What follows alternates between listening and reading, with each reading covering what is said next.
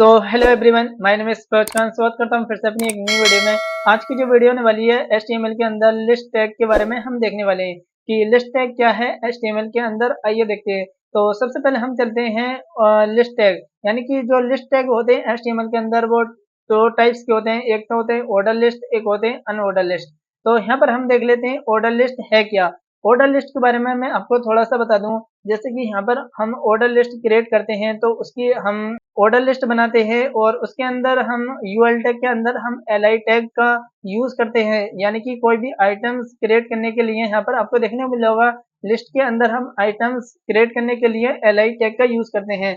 L I tag का use करते हैं और उसके अंदर हम टाइप्स का यूज कर कर कोई भी न्यूमेरिकल वैल्यू, जैसे एग्जाम्पल में आपको देखने को मिल होगा 1 2 3, यानी कि कोई भी जैसे सीक्वेंस में आता है 1 2 3 4, जैसे कि ये एक ऑर्डर लिस्ट है, यानी कि जैसे कि कोई भी एक के बाद एक को आना हम एक ऑर्डर लिस्ट में क्रिएट करते हैं, यानी कि ये एक ऑर्डर लिस्ट है, एक के बाद एक आना। तो ऑर्डर लिस्ट के अंदर हम जैसे कि अपर केस में भी हम बना सकते हैं, जैसे कि 1 2 3 4 ए को भी ले सकते हैं, ए एक HTML, B HTML upper case में भी बना सकते हैं और लोअर केस में भी बना सकते हैं। और इसके अंदर हम जैसे कि यहाँ पर रोमन नंबर अपर केस में भी बना सकते हैं और रोमन नंबर आई को हम लोअर केस में भी बना सकते हैं। इसी तरीके से हमारा जो अनऑर्डर लिस्ट होता है वो भी ऑर्डर लिस्ट की तरह ही होता है, बट मगर ये अलग होता है। इसमें 1 2 3 4 नहीं आते हैं और ना ही इसमें ए अपर केस में आता है, ना ही ए स्मॉल केस में आता है। बट यहाँ पर डिस्क आता है, सर्कल आता है, स्क्वायर आता है। और यहाँ पर हम नन का भी यूज करते हैं। नन का यूज इसलिए करते हैं, एग्जाम्पल में आपको देखने को मिल होगा नन का यूज करने के बाद यहाँ पर कुछ भी नहीं आता है, ना यहाँ पर स्क्वायर आएगा, ना यहाँ पर सर्कल आएगा और ना ही यहाँ पर डिस्क आएगा। आइए देख लेते हैं कि किस तरीके से हम इन सबका प्रैक्टिकली इंप्लीमेंट करके दिखाता हूँ। तो सबसे पहले यहाँ पर मैं अपना सबलाइन टेक्स्ट एडिटर ओपन करूंगा। तो यहाँ पर मैं ओपन करने के बाद यहाँ पर फाइल बनाने लिए आपको, यहाँ पर मैं फाइल बना लेता हूँ।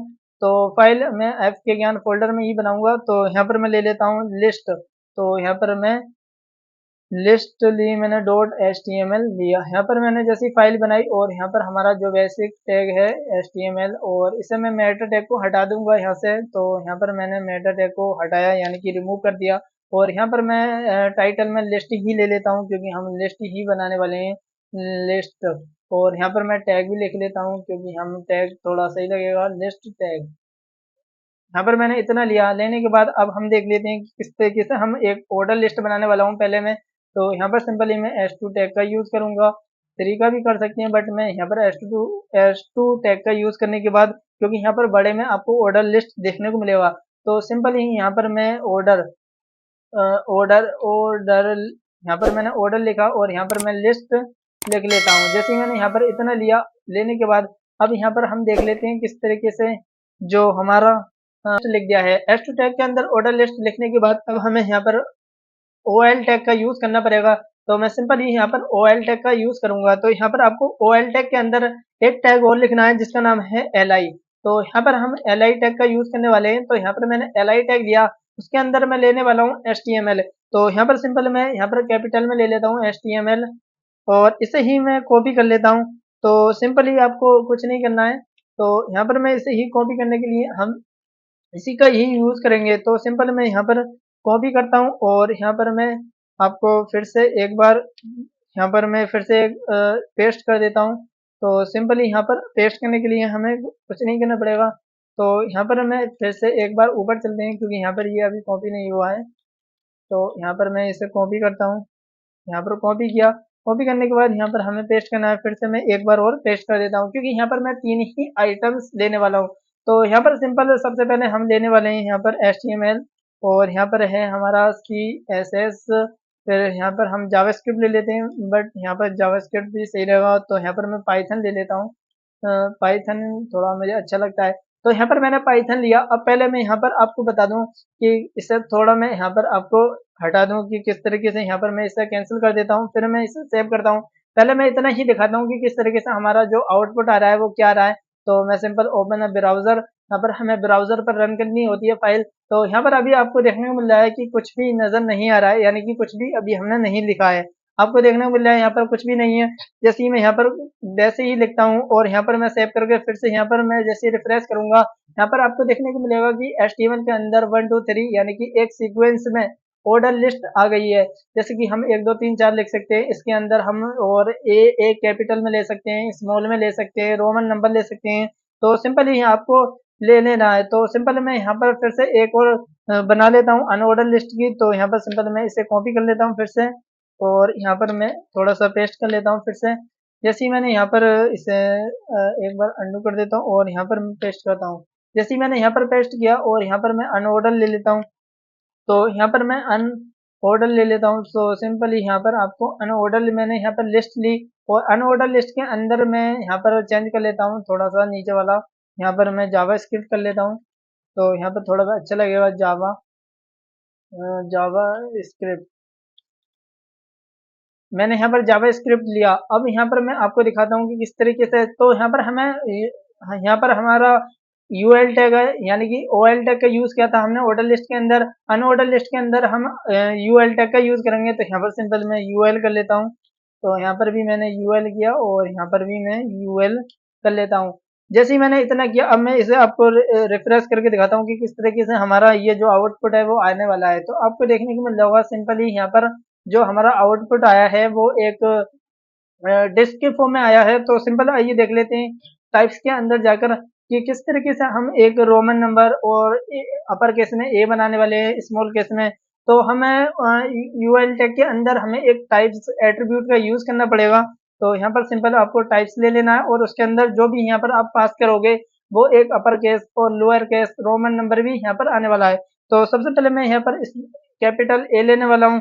तो यहाँ पर मैं जैसे ही रिफ्रेश करूंगा, यहाँ पर आपको देखने को मिलेगा कि जो हमारा ए बी सी डी है वो कैपिटल में हो गया। इसी तरीके से यहाँ पर मैं स्मॉल में लूँ, तो यहाँ पर मैं स्मॉल में लिया। फिर से यहाँ पर मैंने जैसे ही यहाँ पर मैंने अभी कैपिटल में लिया था, यहाँ पर जैसे ही मैंने स्मॉल में लिया, स्मॉल में लेने के बाद यहाँ पर जैसे ही मैं रिफ्रेश करूंगा, इसे मैंने सेव किया, और सेव करने के बाद जैसे ही मैं इसे रिफ्रेश करूंगा तो यहाँ पर स्मॉल में आ गया, एबीसीडी स्मॉल में आ गया। अब हम रोमन नंबर लेने वाले हैं। तो सिंपल आपको कुछ नहीं करना है, स्मॉल आई बनाओगे तो स्मॉल आई आपको रोमन नंबर में देखने को मिलेगा।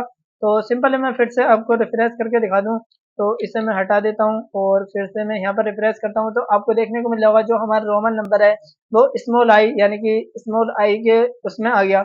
यहाँ पर मैं फिर से यहाँ पर जैसे कि कैपिटल आई ले लेता हूँ, तो यहाँ पर आपको कैपिटल आई के उसमें देखने को मिलेगा। जैसे ही मैंने यहाँ पर रिफ्रेश किया, फिर से आपको देखने को मिलेगा कि हमारा जो कैपिटल आई में हमारा HTML और CSS और पाइथन आ गया है। इसी तरीके से यहाँ पर आपको देखने को मिलेगा ऑर्डर लिस्ट के अंदर भी हम यूज कर लिया हमने कि किस तरीके से हम टाइप्स का यूज कर कर, यानी कि एक एट्रीब्यूट होता है उसके अंदर हम जो भी नंबर लेने वाले हैं वो यहाँ पर एक ऑर्डर की फॉर्म में दिखाने वाला है। और ऐसे ही अनऑर्डर लिस्ट के अंदर डिफॉल्ट में तो हमारा डिस्क होता है। हम जैसे यहाँ पर डिस्क लेने वाले हैं टाइप्स, यहाँ पर जैसे कि हमने फिर से एट्रीब्यूट का यूज किया अनऑर्डर लिस्ट के अंदर, हमें यूएल टैग के अंदर ही हम टाइप्स का एट्रीब्यूट का यूज करते हैं। तो सिंपल यहाँ पर फिर से मैं यूज करने वाला हूँ, जैसे कि यहाँ पर मैं डिस्क का यूज करने वाला हूँ। जैसे ही मैंने डिस्क का यूज किया तो देखते हैं कि कौन क्या आएगा। जैसे कि यहाँ पर मैंने आपको बताया था कि डिफॉल्ट में यहाँ पर डिस्क ही रहता है। यहाँ पर जैसे कि आपको देखने को मिल रहा है ये डिस्क है डिफॉल्ट में।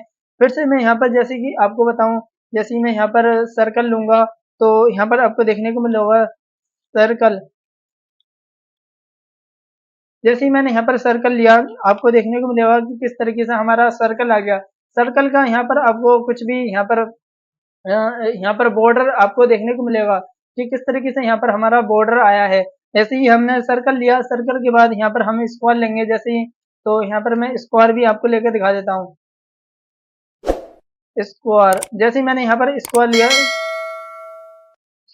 यहाँ पर मैंने स्क्वायर लेने के बाद यहाँ पर आप देखते हैं कि किस तरीके से हमारा स्क्वायर में आ जाएगा। स्क्वायर का मतलब होता है, आपको देखने को मिल रहा है कि हमारा जो ऑर्डर लिस्ट है वो भी एक सीक्वेंस में है, और अनऑर्डर लिस्ट के अंदर हम अनऑर्डर लिस्ट के अंदर हम स्क्वायर लगा सकते हैं और हम सर्कल लगा सकते हैं। और ऑर्डर लिस्ट के अंदर हम अपर केस में, लोअर केस में, रोमन नंबर में और हम लगा सकते हैं कि किस तरीके से हम एक ऑर्डर लिस्ट बनाई और अनऑर्डर लिस्ट बनाई। यहाँ पर सारा हमने कोड किया कि किस तरीके से हम ऑर्डर लिस्ट बनाते हैं और अनऑर्डर लिस्ट बनाते हैं।